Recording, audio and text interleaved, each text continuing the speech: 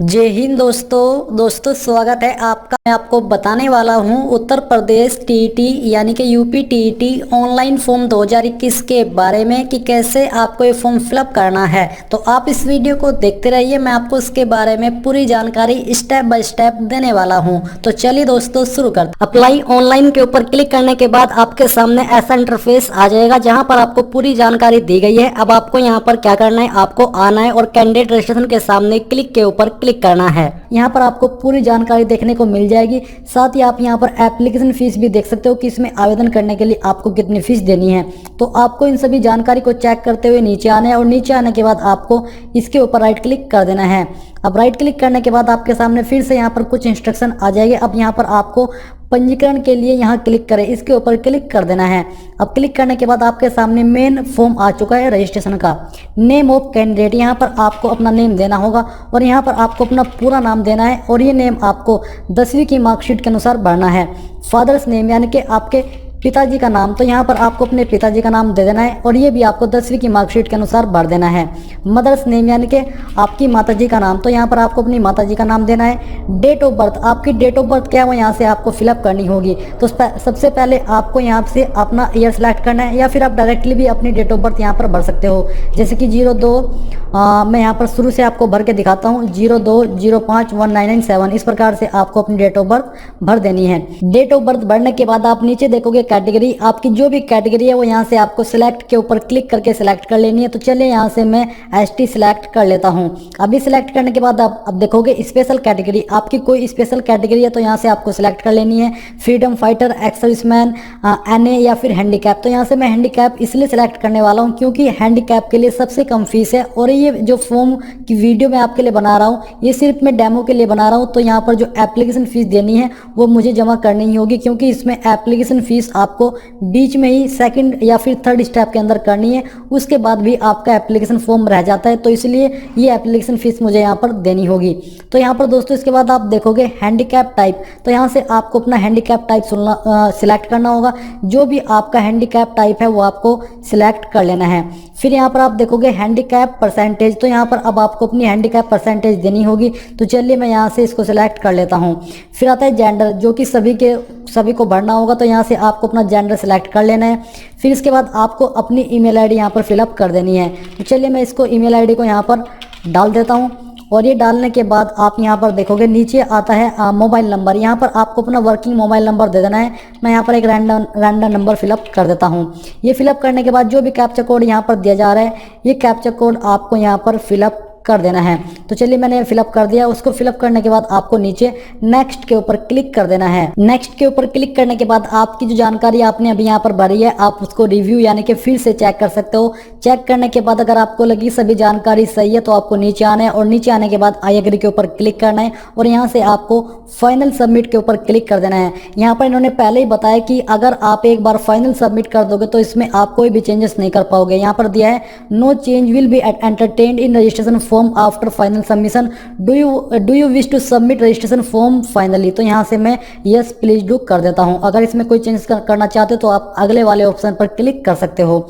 इसके बाद दोस्तों आप देखोगे यहाँ पर आता है message, you have successfully registered for UP TET 2019, please see your registration number on mobile number and registration detail with OTP on email ID for next step. तो यहाँ पर आपको क्लिक है टू प्रोसीड के ऊपर क्लिक करना है। साथ ही आपको मैसेज के माध्यम से और मेल के माध्यम से आपको कुछ जानकारी भेजी गई है। आपको मैसेज के माध्यम से जानकारी भेजी है, उसमें आपको रजिस्ट्रेशन नंबर देखने को मिल जाएगा।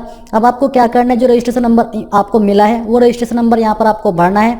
वन टाइम पासवर्ड आपको यहाँ पर फिलअप करना है। इसके बाद जो कैप्चा यहाँ पर दिया जा रहा है ये कैप्चा आपको यहाँ पर फिलअप कर देना है। इसके बाद आपको लॉगिन के ऊपर क्लिक कर देना है। लॉगिन के ऊपर क्लिक करने के बाद आपके सामने कुछ इस तरह का इंटरफेस आ जाएगा जैसा कि आप वीडियो में देख पा रहे हो। आप यहाँ पर देखोगे क्वालिफिकेशन एंड एग्जाम डिटेल। तो सबसे पहले आती है मिनिमम क्वालिफिकेशन यानी कि आपके पास कम से कम कितनी क्वालिफिकेशन है। तो आपको सिलेक्ट के ऊपर क्लिक करके अपनी जो भी आपके पास इनमें से क्वालिफिकेशन है वो सिलेक्ट कर लेनी है। तो चलिए मैं यहाँ से ये सिलेक्ट कर लेता हूँ।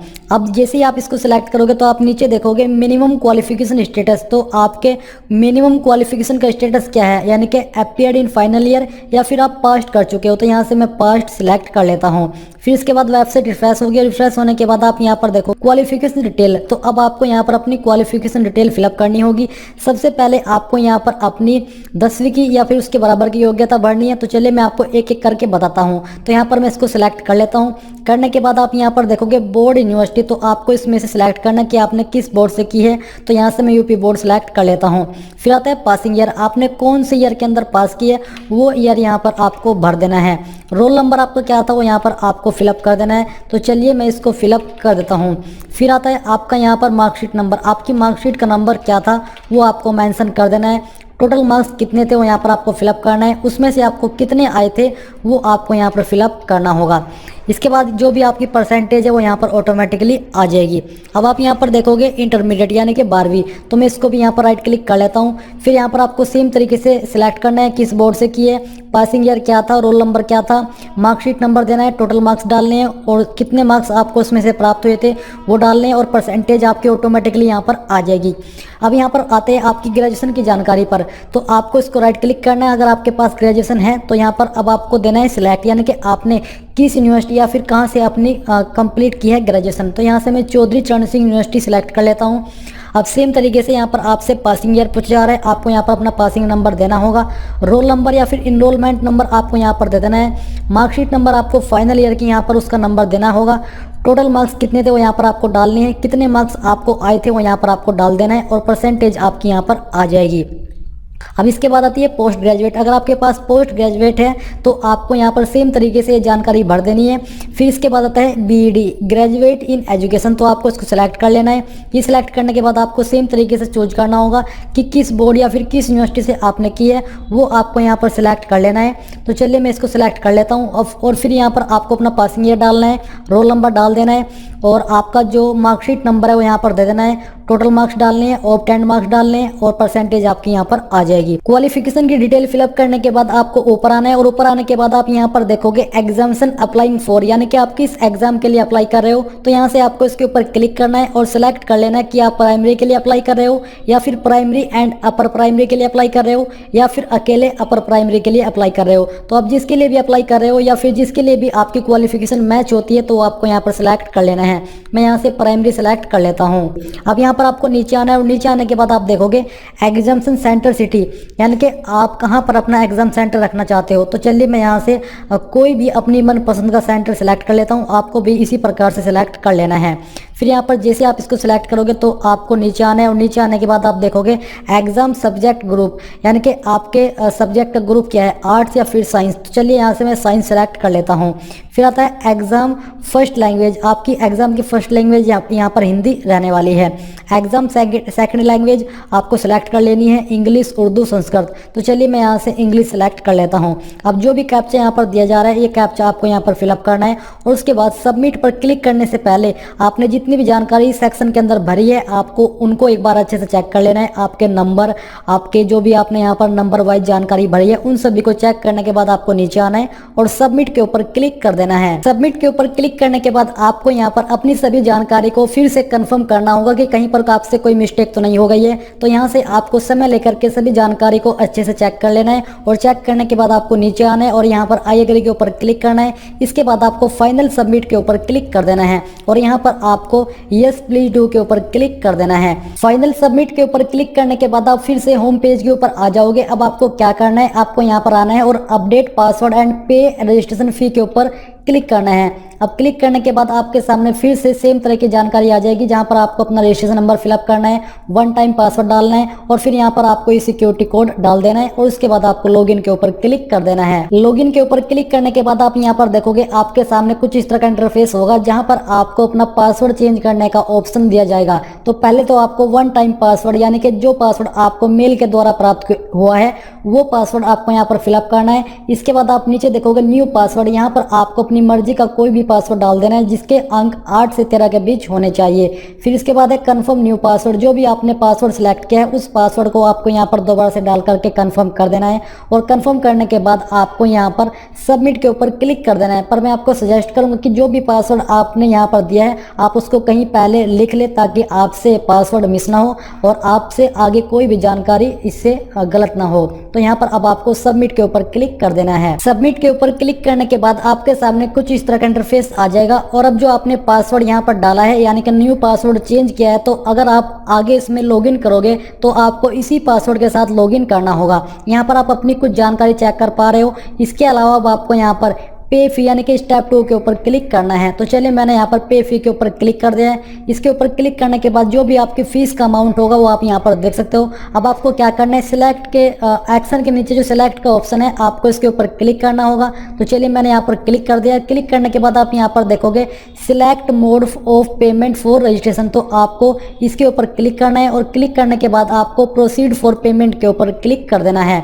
अब इसके ऊपर क्लिक करने के बाद आपको पेमेंट के पेज पर रिडायरेक्ट कर दिया जाएगा। अब यहाँ से आपको अपनी फीस कट करानी होगी। आप जिस भी माध्यम से अपनी एप्लीकेशन फीस जमा करना चाहते हो कर सकते हो। मैं यहाँ पर नेट बैंकिंग का इस्तेमाल करने वाला हूँ, तो चलिए मैं यहाँ पर इसके ऊपर क्लिक कर देता हूँ। अब यहाँ पर आपको अपना यूजर नेम डालना होगा और यहाँ पर पासवर्ड डाल देना है और ये डाल करके आपको लॉगिन के ऊपर क्लिक करना होगा और उसके बाद जो भी आपकी ट्रांजेक्शन है वो आपको सक्सेसफुल करनी होगी। दोस्तों मैंने यहाँ पर अकाउंट के अंदर लॉगिन कर लिया है और लॉगिन करने के बाद यहाँ पर आपके सामने कुछ इस तरह का इंटरफेस आएगा। आपको यहाँ पर इस ट्रांजेक्शन को कंफर्म करना होगा। अब कंफर्म करने के बाद जो भी आपका मोबाइल नंबर अकाउंट के साथ रजिस्टर्ड है उसके ऊपर एक ओटीपी जाएगा। वो ओटीपी आपको यहाँ पर भरना होगा और भरने के बाद आपको इसको कंफर्म के ऊपर क्लिक करना है। ट्रांजैक्शन सक्सेसफुल होने के बाद आपको ऑटोमेटिकली यहाँ पर रिडायरेक्ट कर दिया जाएगा। आप यहाँ पर देखोगे स्टेप 2 के अंदर फी पेड यानी कि अब आपकी एप्लीकेशन फीस जमा हो चुकी है। अब आपको स्टेप 3 यानी कि फिल रजिस्ट्रेशन पार्ट 2 के ऊपर क्लिक कर देना है। तो चलिए मैं यहाँ पर क्लिक कर देता हूँ। अब क्लिक करने के बाद यहाँ पर आपकी कुछ प्रीवियस इन्फॉर्मेशन होगी और कुछ अभी आपको यहाँ पर भरनी है। तो आपको क्या करना है, आपको नीचे आना है और नेक्स्ट के ऊपर क्लिक कर देना है।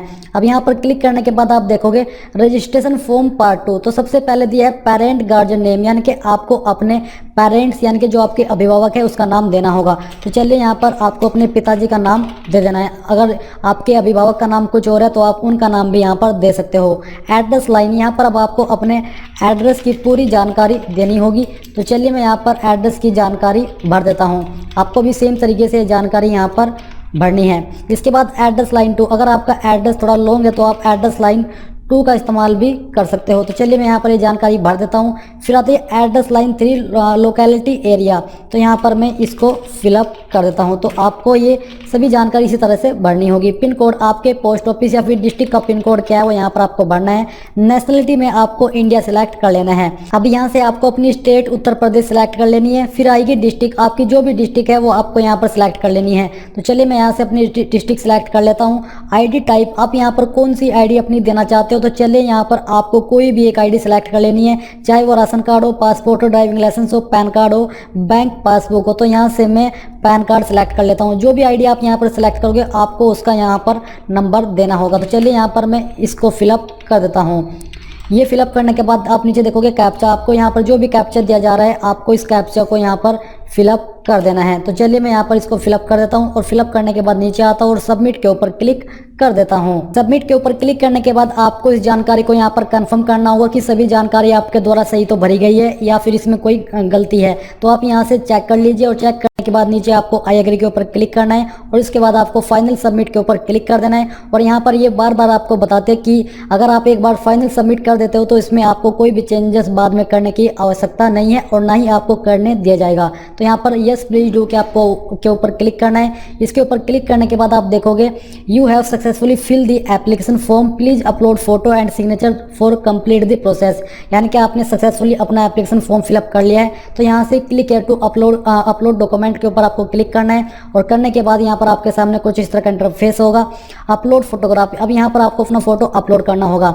यहाँ पर इन्होंने साइज के बारे में बताया कि आपके फोटो का साइज 50 KB से ज़्यादा नहीं होना चाहिए और सिग्नेचर का साइज आपके 20 KB से ज़्यादा नहीं होना चाहिए। तो आपको अपलोड फोटोग्राफ के सामने चूज फाइल के ऊपर क्लिक करना है और जहाँ पर भी आपका इमेज है वो आपको यहाँ पर अपलोड करना होगा। तो चलिए मैं यहाँ पर एक रैंडम इमेज आपको अपलोड करके दिखाता हूँ। मैं यहाँ पर इस इमेज को सिलेक्ट कर लेता हूँ और करने के बाद ओपन करता हूँ। ओपन करने के बाद आपकी फाइल का नेम यहाँ पर आ जाएगा। इसके बाद आपको अपलोड सिग्नेचर के ऊपर क्लिक करना है और जहाँ पर भी आपका सिग्नेचर है वो आपको अपलोड करना होगा। तो चलिए मैं इसको सिलेक्ट कर लेता हूँ और ओपन कर देता हूँ। ओपन करने के बाद आपके सिग्नेचर का नेम भी यहाँ पर आ जाएगा। अब यहाँ पर जो भी कैप्चा कोड आपके सामने दिया जा रहा है वो आपको यहाँ पर फिलअप कर देना है और करने के बाद आपको क्लिक हियर टू प्रीव्यू के ऊपर क्लिक करना है। अब जैसे आप इसके ऊपर क्लिक करोगे तो आपके इमेज और जो आपका सिग्नेचर है उसका जो प्रीव्यू है वो आपके सामने आ जाएगा। आप सोच रहे हो कि यहाँ पर मैंने ये फोटो क्यों लगाया, क्योंकि ये फॉर्म मैं रैंडमली फिलअप कर रहा हूँ, मैं इस फॉर्म को पर्सनली फिलअप नहीं कर रहा, इसलिए मैं अपनी रियल जानकारी यहाँ पर नहीं भर रहा। तो आपको नीचे आना है और नीचे आने के बाद आप यहाँ पर देखोगे कैप्चा। तो जो कैप्चा आपके सामने दिया जा रहा है ये कैप्चा आपको फिर से फिलअप करना होगा। तो चलिए मैं यहाँ पर इसको फिलअप कर देता हूं और करने के बाद आपको नीचे आना है और आई एग्री के ऊपर क्लिक कर देना है।